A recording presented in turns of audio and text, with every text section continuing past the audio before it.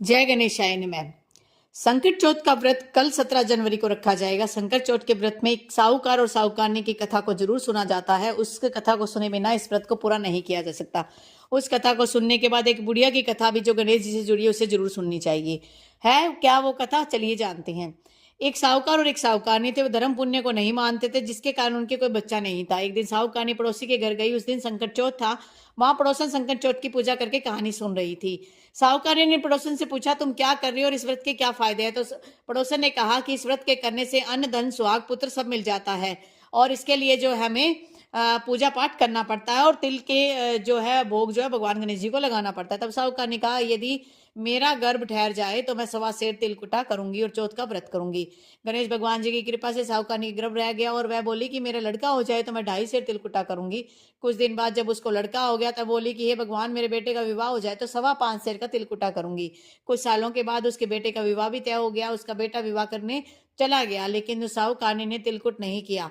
इस कारण से चौथ देव क्रोधित हो गए और चौथ देव क्या, चौथ माता और गणेश जी जो है वो क्रोधित हो गई और उन्होंने फेरों से उसके बेटे को उठाकर पीपल के पेड़ पर बिठा दिया। सभी वर को खोजने लगे पर वो नहीं मिला। सभी हताश हो गए और अपने अपने घर को लौट गए। इधर जिस लड़की से साहूकारनी के लड़के का विवाह होने वाला था, वह अपनी सहेलियों के साथ घनघोर पूजन करने के लिए जंगल में दूब लेने आई। तभी रास्ते में पीपल के पेड़ से आवाज आई, ओ मेरी अर्ध ब्याई। यह बात सुनकर जब लड़की घर गई उसके बाद वह धीरे धीरे सूखकर कांटा होने लगी। एक दिन लड़की की माँ ने पूछा कि मैं तुम्हें खिलाती पिलाती हूँ, अच्छा पहनाती हूँ, फिर भी तो सूखती क्यों जा रही है, ऐसा क्यों?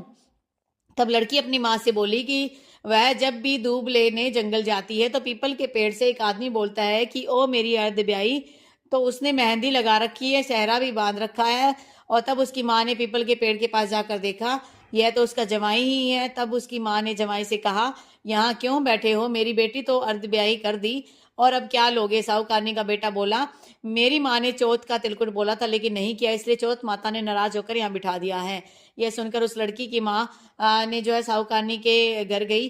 उसने पूछा कि तुमने संकट चौथ का कुछ बोला था क्या? तो साहूकारनी बोली, तिलकुट बोला था। और उसके बाद साहूकारनी बोली, मेरा बेटा घर आ जाए तो 2.5 मन का तिलकुट करूंगी।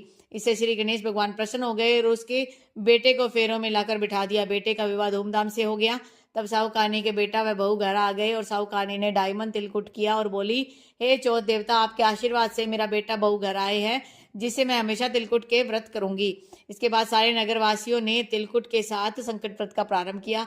हे संकट चौथ, जिस तरह साहूकारनी को बेटा बहू से मिलवाया वैसे ही हम सबको मिलवाना और इस कथा को कहने वालों का भला करना और उनकी इच्छाएं पूरी करना। जिसके संतान है उसको निरोगी काया देना और जिसकी संतान नहीं है उसको संतान प्राप्त करना। कमेंट बॉक्स में लिखिएगा। जय गणेशाय नमः।